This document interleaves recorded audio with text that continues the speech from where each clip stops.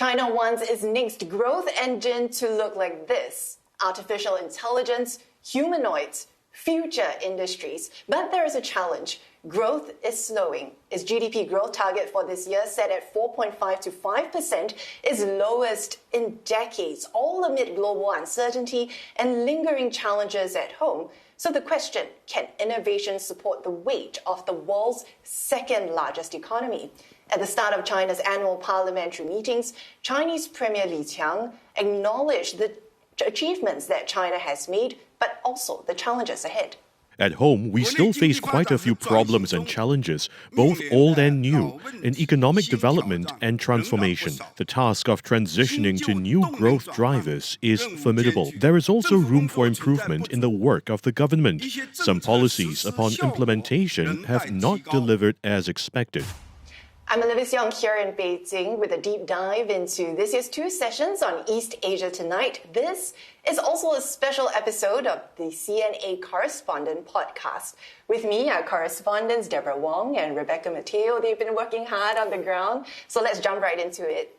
This year, in the new 5-year plan that's been approved, we've seen AI mentioned more than 50 times. That's up from 11 in the previous document 5 years ago. So was there a moment this week that made you go, whoa, this tech push, it's really happening? Deb? I think for me, the fact that I've been seeing reporters donning exoskeleton suits to stabilize their shots, and some of them even had prosthetic robotic arms perched on their shoulder to hold this Insta360 camera. Not too sure whether it's just a publicity stunt or whether it really helped, because the guy did take some time to fix the robot hand to get it to work. But at the same time, I also did see at the Guangdong provincial meeting, there was a tech showcase. They were showcasing an AI translation glass, VR headsets as well. You know, whether or not they are all really useful, we don't know. But the fact that it's all around us, it's sparking interest. Rebecca, how about you? Well, a phrase that's been trending online is yang long xia, which quite literally translates into raising a lobster. Now, a lot of influencers have been uploading tutorials talking about what it is and how to use it. Now, a big hint here for both of you is how to use it. So do you both know what it is? As long as it can clear my emails. I heard about one-person companies. I think that's generating some buzz. So you're quite right. It's a new AI tool. It's called OpenClaw. So what it does is, as Deborah pointed out, is it can help you organize your emails, schedule a meeting, edit files. So it's really like your personal assistant. Now, Chinese tech company Tencent a few days ago helped people set it up, and we saw long queues in Shenzhen, and among them were children, seniors, and retirees. And in Beijing here, just yesterday, Baidu did the same things. So this tech companies are really helping users to plug into the big system so that this software can be used across multiple platforms and apps. So it's really a combination of a big push from the government, this big tech companies stepping in and stepping up, and all this social buzz around tech and AI here in China that really makes adoption a lot faster here. And things are really moving very fast all across China. I want to zoom into Hangzhou in China's south, which is fast becoming a robotics powerhouse. Our colleagues, CNA Senior Correspondent Tan Yuguan, is there now, and he files this report for us. I'm wrapping up China's 2 sessions from Hangzhou because policies set in Beijing don't simply exist on paper. They have to work in the real world and be tested in places like these. Hangzhou is one of China's 10 richest cities, home to 12 million people. But it isn't just big. It's where China's next industries are clustering, including the darling of the moment, Unitree, the company behind those kung fu robots that lit up the Spring Festival Gala. This is an example of embodied intelligence, the integration of AI into physical form. And in Beijing, the direction is now explicit. Embodied intelligence has been singled out as an industry of the future. More than half of the robots being installed anywhere in the world are in China. It's been the world's largest market for industrial robots since 2013. In his government work report, Chinese Premier Li Qiang pointed to the momentum. Industrial robot output up 28% last year. And this ambition goes further in the planning documents. Embodied intelligence moving from controlled demos into real life. It's ultimately what we hope robots will be able to do, to become a truly helpful assistant in our daily lives. And this will be the hard part, taking robots beyond carefully staged choreography to practical applications in our daily lives. Rebecca, those unitary robots certainly very impressive and got everyone talking here in China. But this is a big sector, and you've been digging into it a little bit, speaking to some of the smaller players. What are they saying? Right, so Olivia, to just give you a sense of how big this market is really getting, we are in China here, there are over 6,200 AI companies right now. And I was quite curious about how the smaller companies are doing in this increasingly competitive market, right? So I spoke to a Wuhan-based robots rental company that saw orders doubling just in the recent weeks and months. And it is among the companies benefiting from all this hype around AI and tech here in China. I spoke to the CEO. What's interesting is that he's not just renting out these robots to enterprises. He's actually focusing a lot on the development of the software that's powering these robots. And he calls them the brains of these robots that help them to, eventually the robots will be able to interact with people, the environment, and they can even perform tasks like, for example, patrolling, and they can help you organize your files, sorting, printing, all things like that. And he, as a smaller company, is really focusing a lot on the tech, and his resources are channeled to tech development, software development. That's because he doesn't see the need to pour money into making the robots just yet. So it's really quite clear that even for the smaller companies, they are intending to competing for a stake in this booming market. Yeah, Deb, the Government Work Report this year made the first mention of a smart economy. And you live in Shenzhen, which is a tech hub. When you talk to companies there, do they look at it more as an experiment or actual adoption? Let's first break down what exactly a smart economy means. It means integrating tech and AI into the real economy. And Guangdong province, where Shenzhen city is based, is the real economy here is manufacturing, right? And the most visible transformation that we've seen really is the rise of dark factories. And that essentially means robots taking over the entire assembly line, which means it can also run 24/7. And that increases productivity. They don't have to rest. They don't have to rest, exactly. And then we're also seeing some companies engage humanoid robots for logistics, for just to lift heavy items as well. But when I speak to some manufacturers, not everyone is going to buy into the idea because tech costs money. And so that's where government policy comes into place. They are handing out incentives, tax exemptions also. And we heard from the man himself, He Xiaopeng. He is the CEO of XPeng, a very big EV company in China. And he was a delegate at 2 sessions. So let's have a listen. In autonomous driving, Guangzhou has opened the nation's longest test route and strategically placed demonstration roads in the city centre. This enables autonomous driving technology to iterate comprehensively in real-world scenarios, alongside our expansion into robotics and global markets. But Rebecca, that's industrial. What about the consumer market? Well, as Deborah has mentioned, right, the industry, I think it's largely ready, but consumers like you and I, maybe not quite there yet. Because, the new wave of humanoids and robots, they're really advanced, and I don't think people see the need to have them in their lives. Like, we don't need a caregiver robot at home right now, for example, right? So, but what matters is really the technology behind the humanoids and robots. And this was also a point brought up by the policymakers at 2 sessions, in that the technology has matured and they can think about the possibilities behind them to be deployed across various industry scenarios, like in manufacturing, factories, certain workplaces, and even homes. So I went onto the streets to talk to some people just to find out how they've been using tech in their lives. Let's have a listen. Wearable devices, exoskeleton, or even robots working as service staff can help elderly people with disabilities carry out everyday tasks. Ordinary people probably can't afford it, so most regular families haven't really thought about buying a robot to help with housework in the future. Deborah, tech moves fast here, but there are also the regulations, things like who owns AI-generated content, privacy issues. That's an issue here as well. Absolutely. Rebecca talked about OpenClaw in the chat earlier, but as fast as that hype was building, people are also now promoting uninstallation services here in China because users are talking about security risks, data privacy risk. And so then it echoes the whole sentiment here. China wants to balance innovation with regulation. And we saw that built into the new 5-year plan, where they're talking about strengthening AI governance frameworks and data protection, and also oversight, having stronger oversight over algorithms. And that's important because China wants to be a world leader in AI. The AI race certainly moving forward on many, many fronts. Thank you both for those on-the-ground insights. But earlier on in our discussion, we spoke about China's big bet on AI and future industries. But if machines are getting smarter, where does that leave people? In China's latest 5-year plan, 7 out of the 20 main targets focused on people's livelihoods. There was also this pledge by China's Human Resources Minister Wang Xiaoping at one of the news conferences. We are also researching relevant policies to actively leverage AI's role in creating new jobs and empowering traditional ones.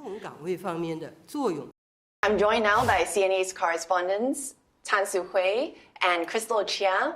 Let's get into this part of the discussion. Life expectancy is expected to go up, but birth rates last year at a record low. So we know that the workforce is shrinking. There's AI and robots to help, but so much of China's economy has been powered by its sheer size of its population. So what are people saying about, even as the government tries to get people to have more children, how are people responding to that? So the government now faces the task of both expanding support in the elder care sector as well as creating what it calls a birth-friendly society. Now, you asked about how people are responding to it. Beyond the official press conferences, if you look online, there's been a lot of discussion around some of the suggestions by various delegates surrounding flexi work, childcare subsidies. One interesting discussion is about something that's quite cultural specific. This is about dowry. So this is the gift that the groom's family has to give the bride's family in order to get married. And this varies from province to province, but it can be as high as 300,000 Chinese yuan, which is about $40,000 US. So one delegate proposed that this be kept at 60,000 yuan in order to encourage more people to get married and have children. Su-Hui? Well, I think these childcare subsidies, they help to alleviate some of the pressures. But at the end of the day, I think a lot of the people I spoke with, they say it's not enough. And I have a neighbor who plays her kids play the piano every night, and I could hear it. Very diligent.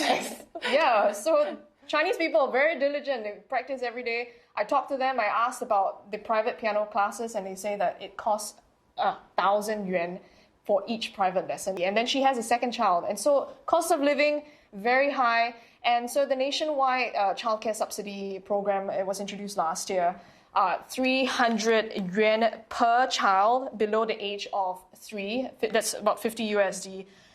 When you have a child below the age of 3, diapers, milk powder, that's going to wipe out that amount. It's not going to be enough. And I think one of the root problems that in terms of childbearing, I think young people here in China are just not marrying. And so it goes back to the domestic economy, this low confidence in terms of unemployment fears, low wages. So it all boils down to that again. And there's another pressure that we've been watching as well. China is going to have a record number of 12.7 million graduates this year. But youth unemployment is an issue. And then you're hearing about AI, automation, smart factories. How are young people feeling about their future, Crystal? So you mentioned youth unemployment, and that's been around 15% for the past 6 months. A lot of them, including university graduates, they are turning to gig work. So this means flexible work, being flexible workers without full-time labor contracts. And there are about 200 million of them in China at the moment, right? And if you look at even those in school, there's that question about how the labor market will look like when they graduate. At the 2 sessions, there was a delegate representing the Communication University of China. That's the top in its field. And it said that the delegate said that the school had axed 16 courses because of AI. Now, earlier this week, I was on the streets of Beijing. I wanted to find out from young people, ordinary people, how they feel about this topic. And it seems like some of them are still staying resilient to the changes. They are optimistic. I spoke to Mr. Mo, who is a humanities and social sciences master's student studying in Beijing, and this is what he has to say. It's like how textile workers were suddenly replaced by machines hundreds of years ago. Everyone feels that fear instinctively. But AI can never replace our ability to think. As someone in the humanities and social sciences, I believe it can help with tasks like translating texts or outlining general ideas. But it cannot take the place of my own thinking. But Crystal, for many years, property has been this major security blanket for Chinese, but we know that it continues to be a drag on the economy. But it didn't really feature much at this year's 2 sessions. Map it out for us. Yeah, so I was at the livelihoods presser. It's not a must that the housing ministry must be there, but the minister was there for the past 2 years, and this year he wasn't there. In the government work report, it was also, the officials mainly just reiterated what we already know, such as the pledge to stabilize the property sector and to use city-specific policies to control supply. Now, all this is a reflection that the government is not inclined to announce sweeping stimulus measures right now. And if we look into 2026, there's more pain to come, probably with lower sales, falling prices, and developers continuing to struggle. So I'm getting flashbacks to last week when we sat through that 2.5-hour-long marathon press conference on economic issues. And instead of property, which used to make up about 25% of China's GDP at its peak, a lot of focus was instead on domestic consumption. But that's all linked together. And there are challenges in getting people to spend, even though there are proposals like, extra holidays in the spring and the autumn break, giving more support for consumer credit. Why aren't people spending? Well, that is a good question, but we need to go back to the savings rate. Let me tell you, the Chinese average household, there's excess household savings from 2020 to 2025. There's an excess household savings of 580 billion USD. So the Chinese people are saving a lot, and they're seen as precautionary savings because of unemployment fears. And also, there's also a lot of household debt, and that really is linked to mortgage loans and also linked to the current struggling property sector. And so consumption rate by Chinese, it stands at 40% of the GDP, and that is way lower than the OECD average of 54%. Whether domestic consumption would increase, experts are saying that this would take quite a while, in fact, 10 years. And to make things even more complicated, we're talking about new growth drivers like consumption and technology, but the world is becoming more unpredictable as well. And China instead is positioning itself as a stable power compared to the US and what we see happening in the Middle East. Also making a call for foreign firms to invest in China. And there was this very interesting analogy by Chinese Foreign Minister Wang Yi and Commerce Minister Wang Wentao. Let's have a listen first.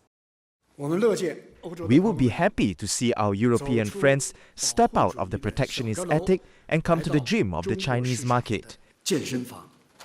Many foreign invested enterprises come to China like they are in a gym, improving their skills and competing equally and fairly with our companies. This is the essence of fitness. Foreign direct investment, we know, fell by 9.5% last year. So, jumping off that analogy, how keen would foreign firms be to get a Chinese gym membership? I mean, you go to the gym quite a bit, right? So what do you look out for? You want to look out for promotional packages, you're looking for services. Exactly, good facilities. And so this is the plan now for China.